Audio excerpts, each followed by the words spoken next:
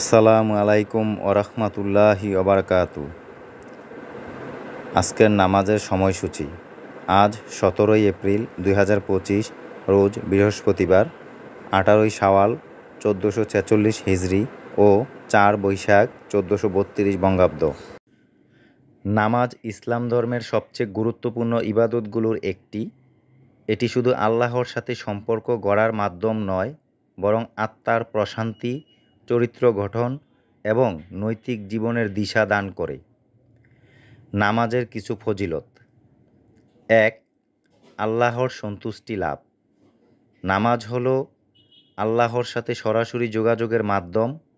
5 ওয়াক্ত নামাজ আল্লাহর সন্তুষ্টি অর্জনের অন্যতম উপায়। 2.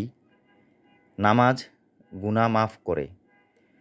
নামাজ মানুষের গুনাহ মুছে দেয়।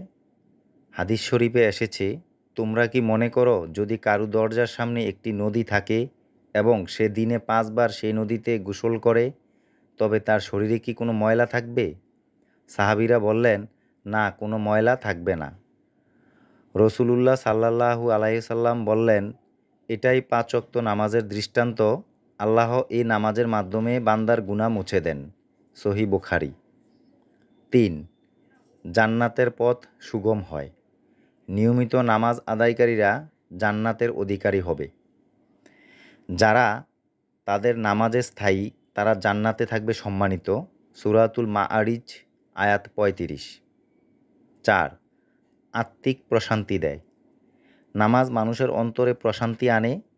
মহান আল্লাহ বলেন, নিশ্চয়ই আল্লাহর স্মরণে হৃদয় প্রশান্ত হয়। সূরাতুল রাদ আয়াত 28। 5. পাপ থেকে বিরত রাখে। নিশ্চয়ই নামাজ অশ্লীল ও খারাপ কাজ থেকে বিরত রাখে। সূরাতুল আনকাবুত আয়াত 45। 6. কিয়ামতের দিন প্রথম হিসাব নামাজ নিয়ে।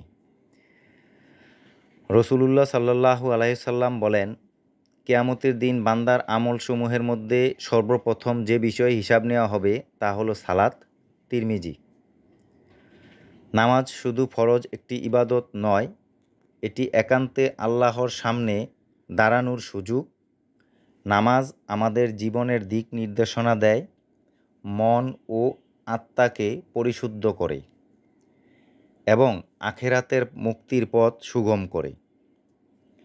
আমরা চাইলে প্রতিদিন 5 ওয়াক্ত নামাজ আদায় করতে পারি।